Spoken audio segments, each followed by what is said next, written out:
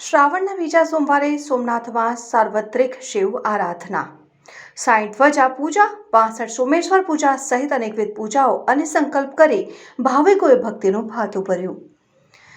સાંજના 7 વાગ્યા સુધીમાં 45,000થી વધુ ભક્તોએ સોમનાથ મહાદેવના દર્શન કર્યા. શ્રાવણ માસના બીજા સોમવારે સોમનાથ તીર્થ શ્રદ્ધાળુઓથી છલકાયું હતું.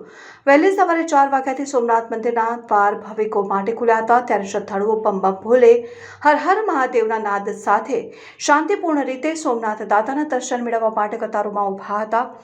નવી દર્શન વ્યવસ્થાને કારણે કોઈપણ યાત્રીની ગણતરીની મિનિટોમાં સોમનાથ દાદાના દર્શન પ્રાપ્ત થાય તેવી ખાતરી કરવામાં આવી છે. સવારે ટ્રસ્ટના જનરલ મેનેજર શ્રી વિજયસિંહ ચાવડા દ્વારા ટ્રસ્ટ પરિવાર સમેત પાલકી પૂજા કરી પાલકી યાત્રાનો પ્રારંભ કરવામાં આવ્યો હતો. તીર્થની પ્રણાલિકા અનુસાર સોમવારે સોમનાથ મહાદેવની પ્રતિકૃતિ સ્વરૂપે મંદિર પરિસરમાં પાલકી યાત્રામાં પ્રદક્ષિણા આવી હતી, જેમાં હજારો ભક્તો જોડાયા હતા. ત્યારે શ્રાવણના બીજા સોમવારે સોમનાથ મંદિરમાં અનેકવિધ પૂજાઓ ભક્તો દ્વારા નોંધાવવામાં આવી હતી.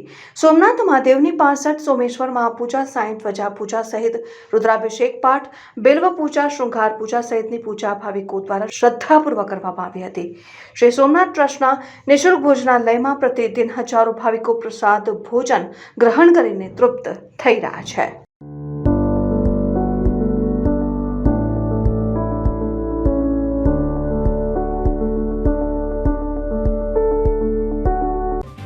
જો તમે આ વિડીયો ફેસબુક પર જોઈ રહ્યા છો તો લાઈક અને ફોલો કરો, અને યુટ્યુબ પર જોઈ રહ્યા છો તો અમારી ચેનલને સબસ્ક્રાઇબ કરો. સત્તરે.com આઝાદી સમાચારોની.